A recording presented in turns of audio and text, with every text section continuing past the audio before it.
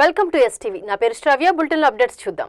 నెల్లూరు జిల్లా ఆత్మకూరు నియోజకవర్గ పరిధిలోని మర్రిపాడు మండలం డీసీపల్లి పొగాకు బోర్డు వేలం కేంద్రాన్ని రాష్ట్ర దేవాదాయ శాఖ మంత్రివర్యులు శ్రీ ఆనం రామనారాయణ రెడ్డి సందర్శించారు. అక్కడ జరుగుతున్న వేలం ప్రక్రియను పరిశీలించిన మంత్రి అనంతరం పొగాకు రైతులతో ముఖాముఖి నిర్వహించారు. ఈ సందర్భంగా పొగాకు రైతులు తాము ఎదుర్కొంటున్న తీవ్రమైన సమస్యలను మంత్రి దృష్టికి తీసుకొచ్చారు. ఈ ఏడాది ఎంతో కష్టపడి సాగు చేశాం. పంట దిగుబడి కూడా చాలా బాగా వచ్చింది. కానీ మార్కెట్లో ఆశించిన స్థాయిలో గిట్టుబాటు ధరలు లభించడం లేదు. దీనివల్ల పెట్టుబడులు కూడా రాక తీవ్రంగా నష్టపోతున్నామంటూ రైతులు తమ ఆవేదనను మంత్రి ఆనం ఎదుట వెళ్లగక్కారు. రైతుల సమస్యలను ఎంతో ఓపికగా విన్న మంత్రి ఆనం రామనారాయణ రెడ్డి వారికి గట్టి భరోసా ఇచ్చారు. రైతులు ఎవరు అధైర్యపడవద్దని, ధైర్యంగా ఉండాలని సూచించారు. ఈ సందర్భంగా మంత్రి ఆనం మాట్లాడుతూ రైతుల సమస్యలన్నిటినీ వెంటనే రాష్ట్ర మరియు కేంద్ర ప్రభుత్వాల దృష్టికి తీసుకెళ్తాం. రైతులకు న్యాయమైన గిట్టుబాటు ధర లభించేలా వారి సమస్యలు పరిష్కారమయ్యే దిశగా ప్రభుత్వం తరపున గట్టి కృషి చేస్తామని హామీ ఇచ్చారు. ముఖ్యమంత్రి నారా చంద్రబాబు నాయుడు ఎల్లప్పుడూ రైతుల పక్షపాతి అని, ఈ కూటమి ప్రభుత్వం ఎట్టి పరిస్థితుల్లోనూ రైతులను రోడ్డున పడనీయదని, ఎల్లవేళలా వారికి అండగా ఉంటుందని మంత్రి ఆనం స్పష్టం చేశారు. మంత్రి గారి పర్యటన మరియు ఇచ్చిన హామీతో డీసీపల్లి ప్రాంత పొగాకు రైతుల్లో కొత్త ఆశలు చిగురించాయి. మన జిల్లాలో డీసీపల్లితో పాటు కలిగిరిలో కూడా ఈ పొగాకు వేలం సెంటర్ ఉంది. ఇవి రెండు కూడా అనాదిగా పొగాకు రైతుల యొక్క ప్రయోజనాలకి, పొగాకు రైతుల యొక్క పండించినటువంటి పంట వాళ్ళు సరైనటువంటి ధరకి అమ్ముకోవడానికి, రైతులు మరింత లాభపడడానికి ఉపయోగపడేటువంటి సెంటర్లు. మధ్యలో అనేక సందర్భాల్లో ఒకసారి రావడం, ఒకసారి రేట్ రావడం, ఒకసారి తగ్గిపోవడం, పంట దిగుబడిలో కూడా కొన్ని వ్యత్యాసాలు రావడం, ఇలాంటివన్నీ కూడా అనేక సందర్భాల్లో వింటూ వచ్చాము. మరి ముఖ్యంగా ఈ సంవత్సరం ఈ పంట విషయంలో సరైన ధర రావడం లేదు. గత సంవత్సరంలో మంచి ధర వచ్చింది. పంట దిగుబడి పోయినసారి కన్నా ఈ దఫా ఇంకా బాగా వచ్చింది. అయినా ధర లేదు, రైతులు నష్టపోతారనే విషయం మన రైతులు ఆందోళన పడుతూ చెప్పినటువంటి విషయం. అందుకని నేను ఈ 1వ తారీఖున మన నియోజకవర్గంలో ఏదో ఒక గ్రామానికి వెళ్ళాలి. ఏదో ఒక మండలంలో ఒక గ్రామానికి వెళ్ళి ఎన్టీఆర్ భరోసా పెన్షన్లను పంపిణీ చేయాలి ప్రతి నెల 1వ తారీఖు. అయితే ఈ సందర్భాన్ని దృష్టిలో పెట్టుకొని ఎన్టీఆర్ భరోసా పెన్షన్ కూడా డీసీపల్లిలో పెట్టుకుని ఇక్కడికి వచ్చినట్లయితే ఈరోజు ఆక్షన్ జరుగుతుంది. వేలంపాటికి అధికారులు వస్తారు, కంపెనీలు వాళ్ళు వస్తారు, రైతులందరూ కూడా ఉంటారు. కాబట్టి ఇక్కడికి వెళితే బాగుంటుందనే ఉద్దేశంతో ఎన్టీఆర్ భరోసా పెన్షన్లని డీసీపల్లిలో పంపిణీ చేసి ఈరోజు ఈ యొక్క టొబాకో బోర్డుకి రావడం జరిగింది. దాదాపుగా 44 సంవత్సరాలు నేను ఎప్పుడూ మెట్ట ప్రాంతాల్లో, అటు రాపూరు, వెంకటగిరి, ఇటు ఆత్మకూరు, ఈ ప్రాంతాలతోనే సంబంధం. ఈ పొగాకు రైతులు అనేవాళ్ళు వస్తున్నారు, చేస్తుంటారు. పెద్దగా వాళ్ళు రోజు బయటకు వచ్చి మాట్లాడరు. ఎందుకంటే లాభమో నష్టమో ఆ వేలం రోజే తెలుస్తుంది. వాళ్ళు ఒకరోజు బాధపడతారు, దాన్ని ఏమి ఆపుకోవడానికి లేదు. ధాన్యంలాగా మిల్లుల్లో పెట్టుకోవడానికి లేదు, గోడౌన్లో పెట్టడానికి లేదు. 2 రోజుల్లోనూ 3 రోజుల్లోనూ దాన్ని అమ్మేసి వెళ్ళిపోవాలి. నష్టం వచ్చినా లాభం వచ్చినా అది పరిస్థితి. అందుకని వాళ్ళకి లాభం వచ్చిన సంతోషం కనిపించదు, నష్టం వచ్చిన సంతోషం, బాధ అసలు కనిపించదు. ఎందుకంటే ఒకరోజు ఇంటి దగ్గర కూర్చొని మనం ఈ పైరు పెట్టాం, మంచి రేటు రాలేదు, నష్టపోయాం అనేటువంటి బాధతో కొంత సమయం పోయినా మళ్ళీ వ్యవసాయానికి రైతు అనేటువంటి వాడు వ్యవసాయం మానలేడు. వ్యవసాయం కాక మనకి వేరే పోషణ లేదు, చేత వచ్చిన కార్యక్రమం లేదు. అందుకని రైతులు అన్నటువంటి వాళ్ళం నిద్రలేస్తే లాభ నష్టాలతో పని లేకుండా మళ్ళీ మనం వ్యవసాయానికే వెళ్తాం. రైతులుగా మన పని అది. నష్టం వచ్చినా సరే మళ్ళీ అప్పు చేయడమో, ఆ ఉన్నదాన్ని ఖర్చు పెట్టుకోవడమో మళ్ళీ రైతులుగా చేస్తూ వస్తాం. ఎందుకని నిన్న రైతు ప్రతినిధులందరూ ఇక్కడ కానీ కలిగిరి సెంటర్లో వాళ్ళు కానీ మన ఈ 2-3 నియోజకవర్గాలు ఉదయగిరి, ఆత్మకూరు, కావలి ఈ ప్రాంత నియోజకవర్గాలు అందరూ చాలామంది నిన్న 34 మంది రావడం, ఉన్నటువంటి అన్ని విషయాలు చెప్పాక మనం కూడా స్వయంగా తెలుసుకోవాలి, రైతులతో మాట్లాడాలి. రైతుల సమక్షానికి వెళితే మన దాని పరిష్కారానికి ప్రభుత్వం నుంచి నచ్చజెప్పి కొంతైనా సహాయం చేయగలమేమో అనే ఉద్దేశంతో ఈరోజు నిన్న మధ్యాహ్నం సాయంత్రం నాకు చెప్తే ఇవాళ పొద్దున్నే మన డీసీపల్లి ఈ టొబాకో యార్డుకి రావడం జరిగింది.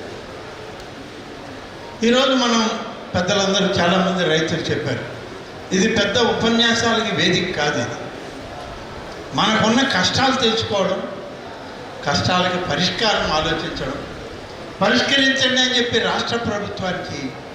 రాష్ట్ర ప్రభుత్వం ద్వారా కేంద్ర ప్రభుత్వానికి మన వినతిని ఇవ్వడం, ఇవే మన ముందు ఉన్నటువంటి. అయితే దీనిలో మా సహచర మంత్రులు చాలామందికి అనుభవం ఉంది.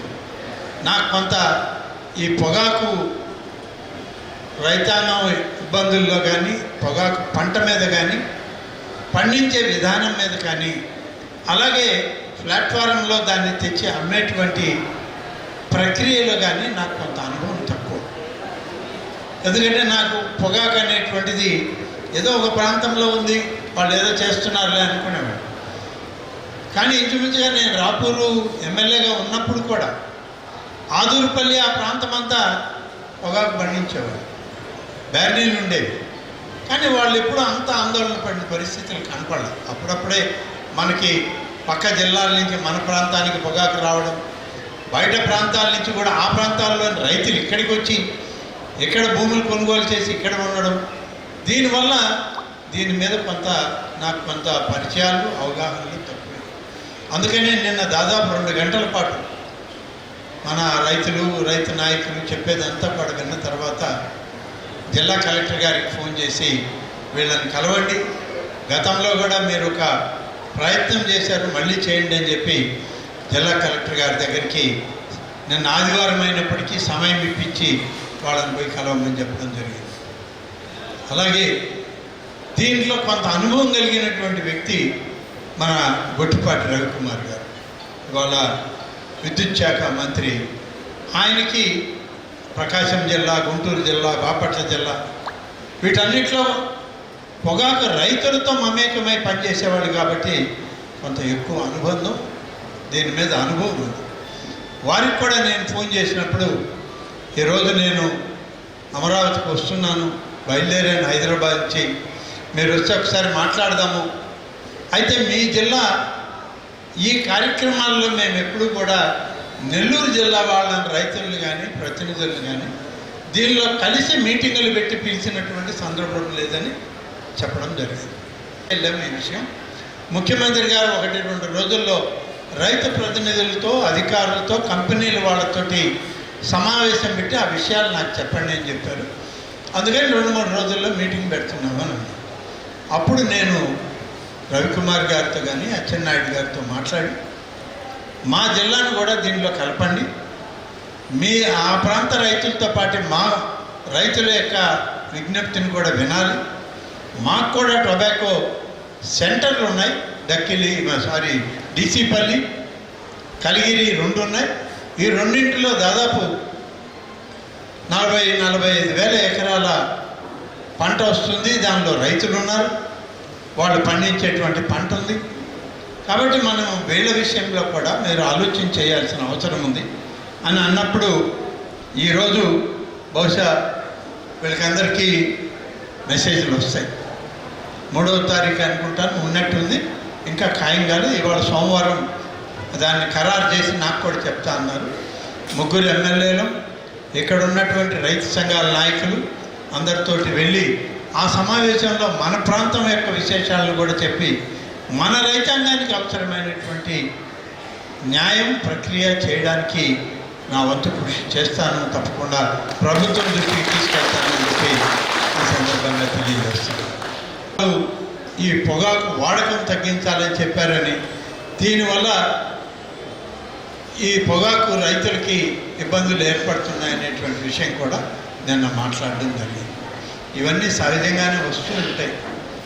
ఏదో ఒక సంవత్సరం బాగుంటే ఇంకో సంవత్సరం తుఫాను వస్తుంది, వరద వస్తుంది, ఇంకోటి వస్తుంది, ఉప్పెన వస్తుంది, కరోనా వస్తుంది. ఇవన్నీ ఎప్పుడూ జరుగుతూనే ఉంటాయి. అట్లని చెప్పి రైతును వదిలిపెట్టే ప్రయత్నం ప్రభుత్వం అయితే చేయదు. ప్రభుత్వం తప్పకుండా రైతుకు ఆధారం ఉంటుంది, రైతుకు అండగా ఉంటుంది. ముఖ్యమంత్రి చంద్రబాబు నాయుడు గారి దృష్టికి దీన్ని అంతా కూడా తీసుకెళ్ళి మిగిలిన జిల్లాలతో పాటు మిగిలిన ప్రజాప్రతినిధులతో పాటు మేము కూడా మమేకమై మన సమస్యను పరిష్కరించడంలో తప్పకుండా చర్యలు తీసుకుంటాం. ప్రభుత్వ దృష్టికి, మంత్రుల దృష్టికి, అలాగే వ్యవసాయ శాఖ మంత్రి దృష్టికి, గౌరవ ముఖ్యమంత్రి గారి దృష్టికి తీసుకెళ్ళి ఈ సమస్యకి పరిష్కారం చేయమని చెప్పి వారిని కోరుతాం. వారు కూడా కేంద్ర ప్రభుత్వానికి ఇప్పటికే లేఖలు రాశారు. కేంద్ర ప్రభుత్వంలో ఉన్న కామర్స్ మంత్రి గారికి, కేంద్ర ప్రభుత్వంలో ఉన్నటువంటి ఆర్థిక శాఖ మంత్రి గారికి లెటర్లు రాశారు. ఇప్పటికే ఆ ప్రయత్నం జరుగుతూ ఉంది. మనం పోయి మన ఇబ్బందులు కూడా చెప్తే జరిగేటువంటి దానిలో మనకు కూడా న్యాయం జరిగే అవకాశం ఉంది. తప్పకుండా 3-4 రోజులు అక్కడే ఉండి ఆ సమావేశంలో పాల్గొని, అలాగే ఇక్కడ ఉన్నటువంటి మన ప్రతినిధులను కూడా రమ్మంటాం, వాళ్ళని కూడా తీసుకెళ్ళి సమావేశంలో ఉంచి డైరెక్ట్గా మనం కూడా మన సమస్య చెప్పే విధంగా ఏర్పాటు చేసుకుంటామని చెప్పి నేను ఈ సందర్భంగా తెలియజేస్తూ, ఆందోళన పడవద్దు. రైతులకి తోడుగా ఉండే ప్రభుత్వం ఇవాల్టి మన కూటమి ప్రభుత్వం. ఎవరో ఏదో మాట్లాడారు, వాళ్ళు ఎవరో ఏదో అన్నారు అని అంటే ప్రతి సానికి ఏదో ఒకటి అంటూనే ఉంటారు. వాళ్ళే అనబడలేదు, మన వాళ్ళు కూడా అంటూ ఉంటారు. కొంచెం ₹1 తగ్గిందనుకోండి, మన వాళ్ళు కూడా మనం తిడతారు.